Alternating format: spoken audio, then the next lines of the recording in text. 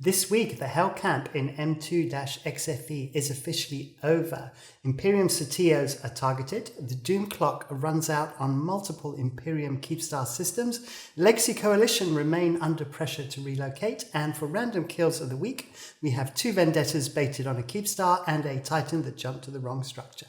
Hello, I'm Frost, and this is your weekly EVE Online War Update.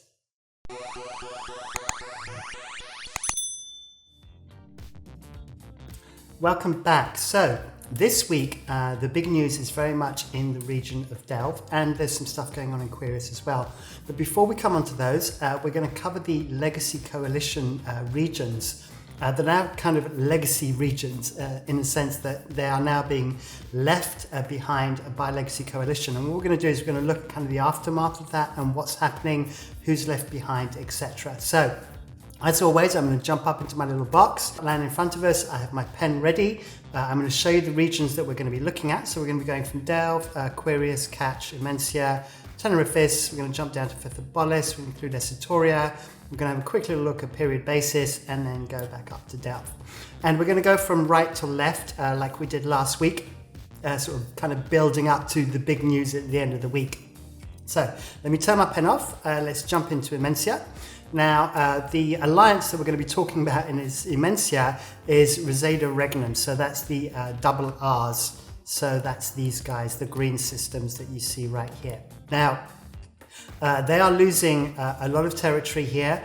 And what is the biggest concern is they're very much out on their own. Vindictive are around as well, but Vindictive have been able to kind of keep their territory and are doing okay. But Rosada Regnum, it is a very, very different story. And a lot of structures have been dying here as well, mostly due to third parties, but the initiative has been involved as well. So to give you an idea, I'm just going to list them all out, and then we're going to look at 2 or 3 of them because they're kind of quite significant. So we had a Rosada Regnum Fortizar that died in JQ, which is up there in the top right. Let me see if I can get my highlighter to work. There we go. Then we had one in W-F down the bottom here. So all of these systems in this constellation, you see there's only 3 now. Originally this whole constellation, let me grab my pen and delete that, there we go. This whole area here last week was still held by Rosada Regnum, and they've now lost that. So that's kind of really changed the situation. We then had so that was the Asbel that died. We had a Brave Fortizar die in U9Q-U, so that's up there. And then we had 2 Vindictive structures disappear in B2, so right here, B2-UQW. Now, I want to look at the kill boards on 3 of these. The first one is a Fortizar that died in JTAC-Q. So this one, the reason why I want to point it out is because this Fortizar died to just literally 4 ships. A Hell, a Phoenix and a Kikimora, and then a Mastodon. The Mastodon was clearly the most valuable pilot, having the warp scram on the Fortizar, so it couldn't get away. And as you can see, the thing with this is that, you've got to be pretty ballsy to just drop, a super carrier, a Dread, and a Kikimora onto a Fortizar and be able to kill it and not have anybody fight you off. So this kind of really shows the situation here that third parties like Combat Wombat are able to just come in and destroy structures, with big ships, without a supporting fleet, and be able to do so. So that is a bit of a concern. Then if we look at the Asbel, not the Asbel, we're going to look at the Fortizar. So we've got the Marginalist Fortizar, which is a faction Fortizar.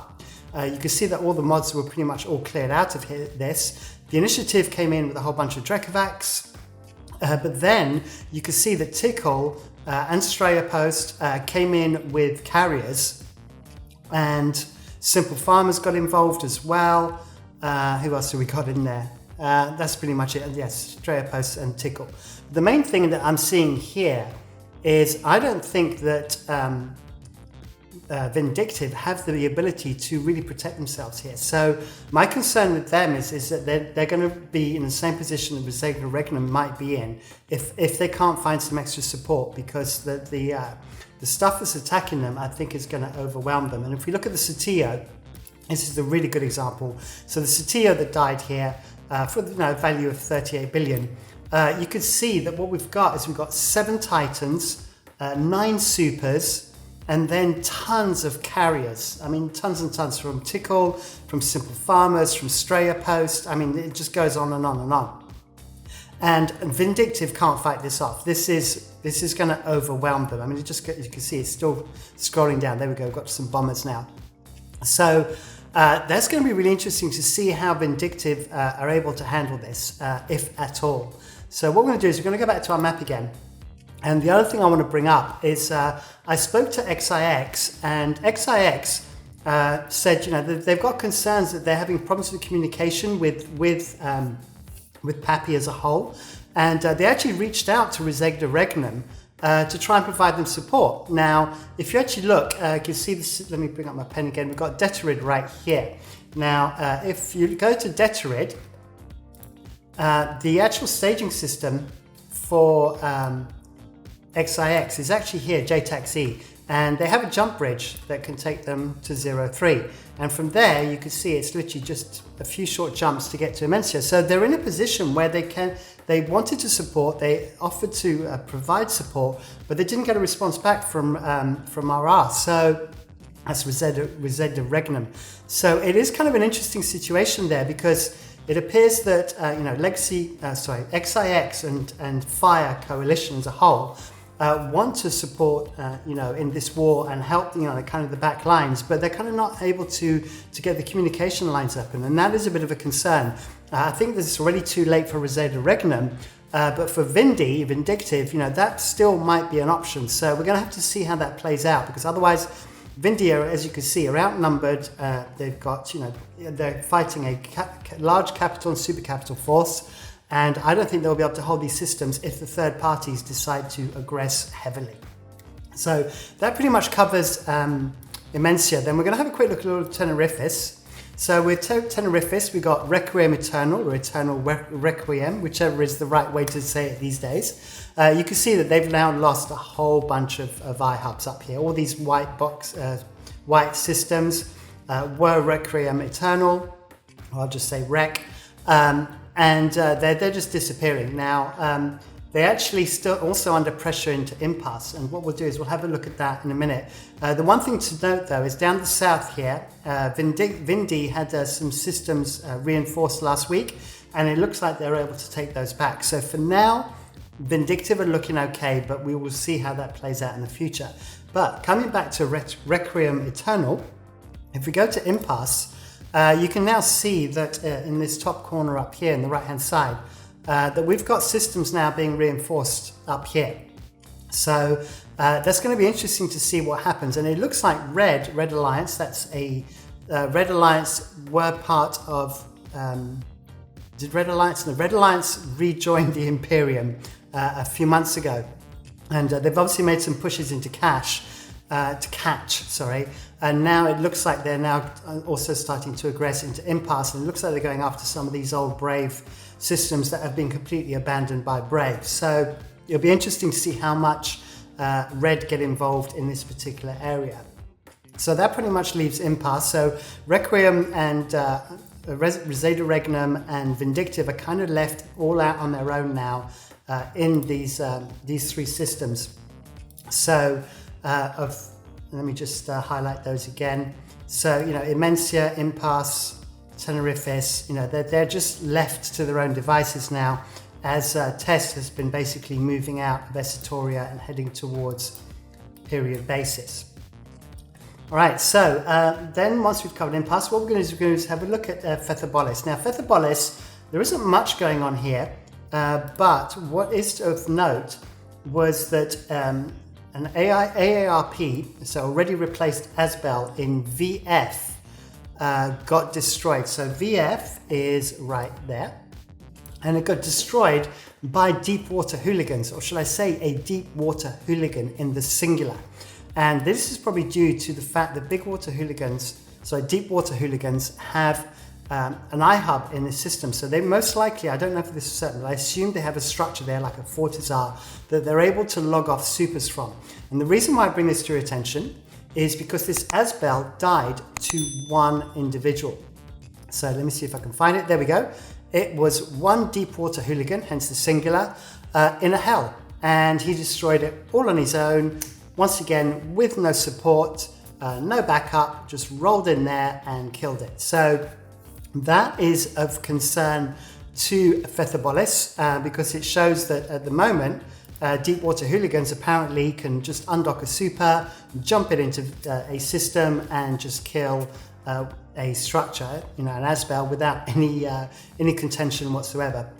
So interesting to see where that's going to go. The other thing to point out as well with this this iHub in JI-LGM is if we look at the range, you can see that a super capital can reach all of the already replaced systems, as well as some IG systems and some of these old systems from Brave. So if there's any structures left there by Brave, which has also been abandoned, then obviously those structures are going to be killed off, and I would imagine that super pilot is just going to have a field day in Feythabolis.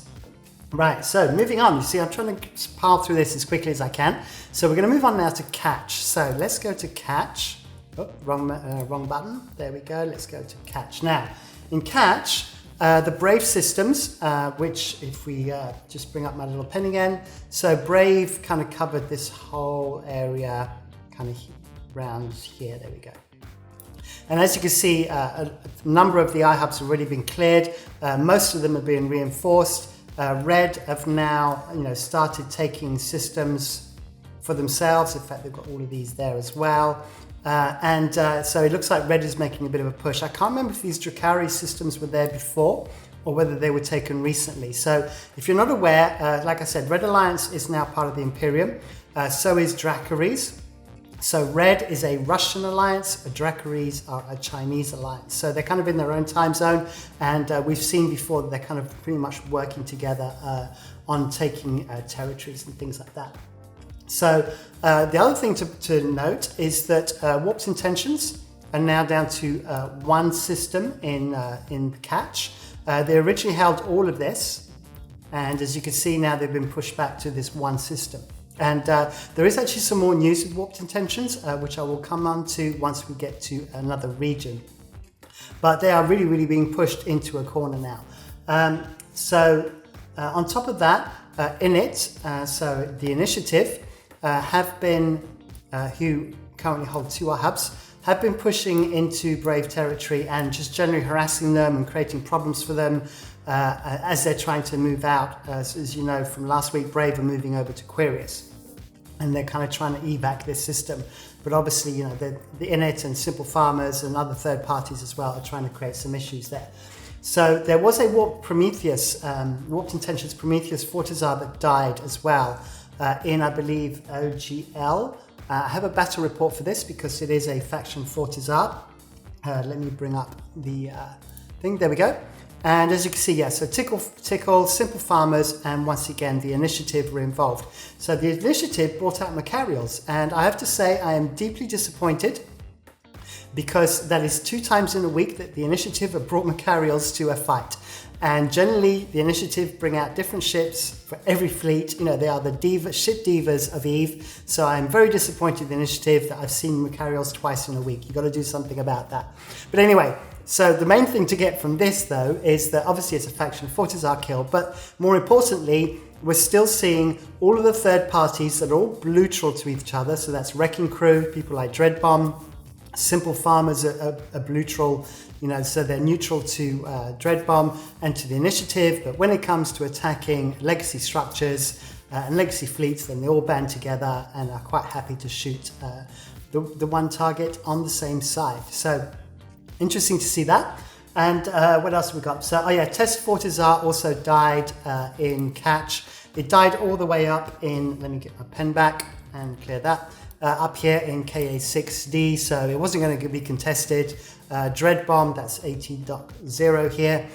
They've held these systems for absolutely ages now, so it's kind of a Fortizar that just kind of getting cleared out. So no biggie there. What is interesting though, as I clear that, is French Connection. So French Connection have taken an iHub right in the middle of Catch. So if you're not familiar with this, French Connection are actually in Fountain, and we'll highlight their systems right here. So they're over, oops, let me clear that out. There we go. So they're over here in these 2 systems. And it looks like they may be deciding to move to catch. I mean, it's very, very telling that we are seeing this, oh, hang on, there we go, that we're seeing this, this one system being taken by French Connection. So maybe they've got plans, maybe they're thinking of moving into catch, and that is worth keeping an eye on and seeing where that's going to go. All right, so before we move on to Esoteria, let me just say very quickly, if you enjoy my content, then please do give me a like, please subscribe, please hit the bell icon for notifications. All of this stuff really, really helps feed that YouTube algorithm, helps the channel grow.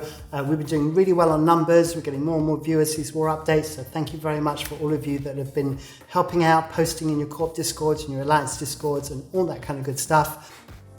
So yeah, big thank you, and the channel's still growing, so all good stuff. So right now, let's move on to Esoteria. Esoteria, I pressed the wrong button again. There we go. So what's going on in Esoteria? Let me scroll down a little bit. There we go. All right, so yes, Bastion. If you remember last week, I said that there was kind of a soft border between Bastion and Ferrata, who are part of Steinrus. Bastion being part of Legacy, being part of the Imperium, excuse me. They had a border kind of around here, so it was kind of a soft border. But as you can see now, things are changing, and the Bastion are kind of starting to push into this whole area here. Now, if you remember, in fact, I'm going to talk also about Feythabolis very quickly. So Feythabolis, you can see there's a gate right here, and let me change color again. There we go, right there.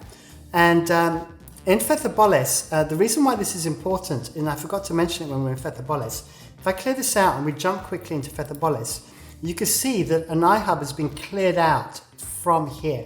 So as you saw with Deepwater Hooligans up the top here, they took a system. It looks like Bastion are going to be looking to do the same. So they've cleared out an iHub, so it ensures that no cyno-jammers can be placed there. And I assume they're going to place a structure in here so they can also project into Feythabolis and potentially harass Victus, who are down the bottom here, and AARP, who are in the grey.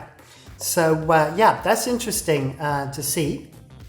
And then coming back to Esoteria, so what we're seeing now is that Bastion are kind of pushing in further into test territory now that Test have kind of made it very clear that they are planning to kind of leave Esoteria and focus on being in kind of Delve and period basis and in the neighboring regions of Delve. So there was a Fortizar that died in 4-0. This was right here. It was a test Fortizar, and as you can see, it's already a Bastion system in terms of the iHub. So once again, just like in Catch earlier, this was very much a case of just cleaning house, and that was the only structure, that kind of big structure that died in Esoteria. Oh, by the way, I've got to say Esoteria. Caleb says that my diction is wrong, and it's actually pronounced Esoteria. So I will try and remember in the future. So that wraps it up for Esoteria. And what we're going to do now is we're going to move on. Oh no, there's one more thing in Esoteria. There was a Titan that died. It was a brave Titan, so he was a long way from home. And let me see if I can bring him up. There we go. So there it is. This is the brave Titan that died. It died to the Afterlife and to Ferrata. It was right just after downtime. So this brave pilot was clearly looking for a quiet moment to jump his Titan around. But unfortunately, he made a big mistake. Now, in DTX 8M, DTX 8-M, there is a Keepstar there, a test chain Keepstar, and it is cored. But the brave pilot jumped to the wrong structure and jumped to an uncored Fortizar. And he was caught by a Dicta. And then basically Afterlife and Ferrata came in and killed the Titan. So there you go. So always make sure you know exactly what structure you're jumping to, because once again, when you're in a Titan, a very simple mistake can be very costly. So that covers Esoteria. We can now move on to period basis. So let's go to period basis. What I want to show you here with period basis are two things. The first thing is I want to show you this. I missed this last week. Warped Intentions now have a system in period basis. So as we saw from Catch, where they're down to one system, having lost most of their iHubs in that area, it does look like Warped Intentions are planning on, or their intentions, should I say, are to warp to period basis. And it looks like they're going to be setting up shop here. And I would assume that once they move, they may take more systems in this constellation. So the other thing to note in period basis is the activity defense multipliers. So what this demonstrates is things like ratting and industry, mining taking place. And it shows that the kind of the crabbing side of test appears to now be kind of gaining momentum, and they're kind of getting themselves properly established to period basis. And this is where most of their crabbing is going to be taking place by the looks of it. All right, so period basis is done. We can now get on to the two real interesting ones, which are Querious and Delve. So let's first of all start with Querious. Now with Querious, let me go back to my iHubs. The big news here in terms of sovereignty warfare was that all of this whole constellation I was talking about last week, and it belonged to Siberian Squad. And this is an 11 system constellation. And I said, this is going to be difficult to defend, especially with low ADMs. And as it turned out, this is exactly what happened. And Brave came in, and I think they pretty much did it in one day. They just took all of the systems, refed them all, and then did the sov warfare on all of these systems, even though it wasn't in their best time zone for them. And they pretty much took them all back. So in terms of what's going on in Querious, the Imperium have a few SIGs, that's sort of specialist groups, special interest groups who are active in Querious and kind of fighting Brave on a daily basis. And they're kind of sort of fighting backwards and forwards. And but the thing that really concerns me is if I extend this kind of blue line, is if you look at the amount of systems that Brave are holding. And I personally think this is too many. I think they're overstretching themselves, and this is going to be a problem for them, especially if Goonswarm decide to kind of up the ante a little bit. I would have thought, that people like Warped Intentions, Rosetta Regnum, Requiem Eternal would all move into Querious. This would make much more sense to me, especially as we have so many empty systems, and they could work together, just like Severance have been kind of really helping out Brave in their fleets.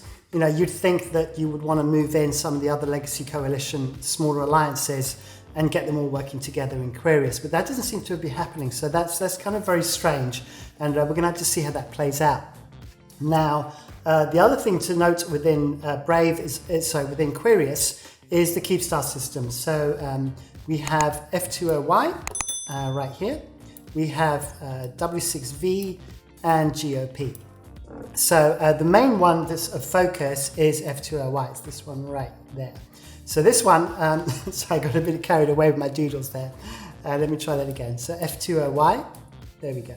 All right, so this one, the Doom Clock, which we're going to come on to in a little bit when we come to Delve, is going to be running out in about 5 or 6 days' time. And I imagine that PAPI are going to want to attack this Keepstar, as it allows them to reach GOP and allow them to reach W6V. So these are the other two Keepstar systems. If this can be cut off, as this is the route in from Delve for the Imperium, it would then allow Brave to operate more efficiently and potentially with less aggression, as these two Keepstars will be cut off and they won't be able to supply them quite as easily with fleets, etc. So interesting to see how that's going to play out. Obviously, you can see these two systems of GOP and W6V are getting reinforced all the time. This makes sense for the Imperium to do this. As I said, these are Keepstar systems. They're under Doom Clock.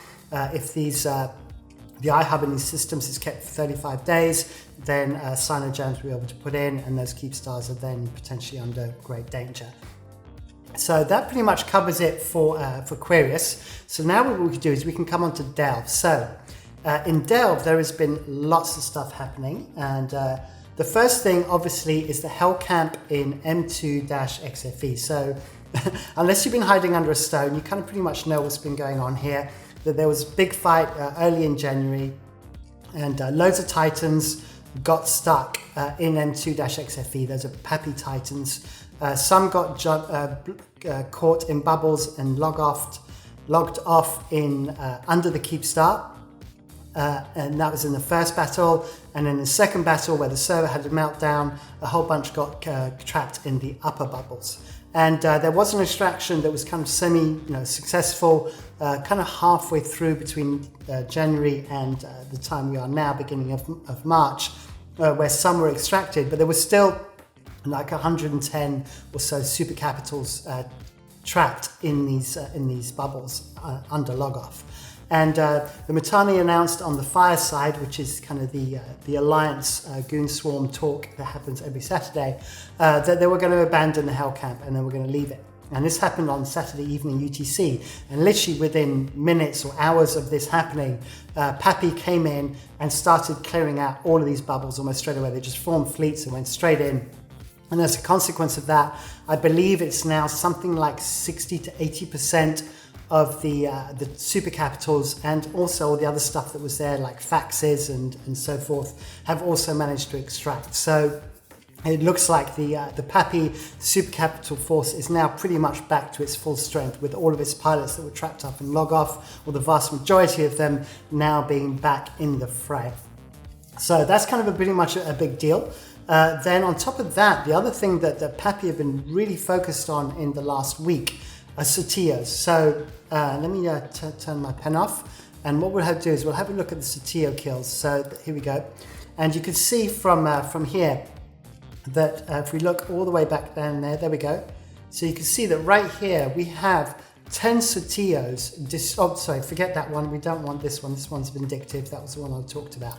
So there's 10 Sotiyos here, not counting the one in the pink border, that were killed in the last week in Delve. So PAPI have been on a major kind of role of killing off any ability for the Imperium to create new supers and basically really put a dent into their manufacturing infrastructure. If you look as well further down the list here, you can see that in the previous week another 7 were destroyed. So that's 17 in 2 weeks, which is a lot of Sotiyos to go. Now I'm sure that the Imperium have more, and we will probably see these come up on the kill boards over the coming weeks. But still, 17 Sotiyos going is still a dent in your manufacturing capabilities. So that has been very much the PAPI push. Now, the thing to note from here is now we're back into the world of the Doom Clock. So if you remember, the Doom Clock was a concept that came up from the Imperium, and we were able to access it, as the general public and as PAPI and so forth, until the Imperium realized it was quite valuable and blocked it off. So there's now been a third-party tool made. I will link it in the description below. It's called zkili.app, so ZKILI.app. And we now have a Doom Clock, and it shows also kind of in real time. So you can see there's a countdown happening here, like in 7 hours from the moment this video is being made. FM TAC, if I can highlight FM TAC. No, it's not going to let me do it. There we go, I'll highlight it there. FM TAC comes out in 7 hours, or we can just click on here and we can see dates instead. And this is just focused on Imperium Keepstars. It doesn't cover PAPI Keepstars or any other third parties. So the main thing to note is the systems of ZXB. Oh, there's a very big pen, bear with me. I've pressed something wrong there. Let me see if I can change my pen. There we go, that's better. All right, so ZXB, M2-XFE and 5TAC-C have all now come out. And then over the next few days, we've got FMTAC and SH6, which are also relevant, and DTAC-W. And then if you remember, I was talking about the one in Querious. There we go, it's right there, F20Y. So all of these guys are all coming out, either out already, like the first 3, or are coming out in the next week. Now, if we look at these on .lan, we go here, and I get my pen out again. Basically, it covers kind of these 2 constellations here. There we go. And I think one of the other ones I think was up here. Was it possibly E3? But the main thing is these guys. So we've got, like I said, we've got M2-XFE, we've got 5TAC-C, we've got ZXB, we've got S6, and we have DTAC-W. So those are kind of all the Keepstars that are coming out this week. And one of the things that has happened as a consequence of this is that PAPI have actually moved their jump bridge. So let me just erase all of that. And let me see if I can get my pen a little bit thicker. There we go. Right, and basically their jump bridge used to go from T5Z, used to go all the way down here into QY1E, into Querious. And what they've done is they've cut off this jump bridge, and instead now the jump bridge is going from T5ZI to 5TAC-C. So that is primarily so that they can, as I said, can focus on all of these structures. So they can now reach from one jump into DTAC-W, and then they're also now going through the jump gate, they can reach into M2, into S6, into ZXB, which are all systems that have Keepstars on the Doom clock. And then obviously we've got FMTAC over here. And now, also the other thing to be aware of is ZXB is in its final timer for tonight. So at 22:30 tonight, the final timer for the ZXB Fortizar will be coming up. So expect PAPI to be showing up for that one. So then finally, what does that leave us with? Well, it leaves us with the Imperium, or Goonswarm to be specific. Sorry, Goonswarm are now in this one constellation and these two systems over on the right. But one of the questions that sometimes comes up with me is that, well, what are the likelihood of Goonswarm evacuating? And the reality is that there is no point in evacuating. There is nowhere that Goonswarm can go that is better defended than where they are now. So I think I've talked about this a couple of times now. I think even last week is that 1DQ, which is the capital system right here, is in this constellation in pink. And these whole systems around the back here are really, really difficult for PAPI to infiltrate. And in order for them to be able to break down an iHub, they're going to need to clear the cyno-jammers in one of these back systems. Then they have to clear the iHub, in other words, reinforce it. And then they have to be able to put some structures in there so they can actually jump fleets behind 1DQ to then fight the sovereignty warfare. And on top of this, if we look at the ADMs, you will see that, oops, hang on, I'm still on my pen, there we go. The ADMs are all super high, so we've got obviously 5.1, 5.1, 4.5, and then obviously these two at the back here are 4.1. So it's going to be very, very difficult for PAPI to ever potentially break these iHubs. But that is pretty much down where we are at, that the Imperium, or Goonswarm in particular, have said, look, this is where we live, this is where we are, come and get us. And they are now in full siege mode. The structures are being killed pretty much uncontested. Most of those structures, as Sotiyos I described, were killed uncontested.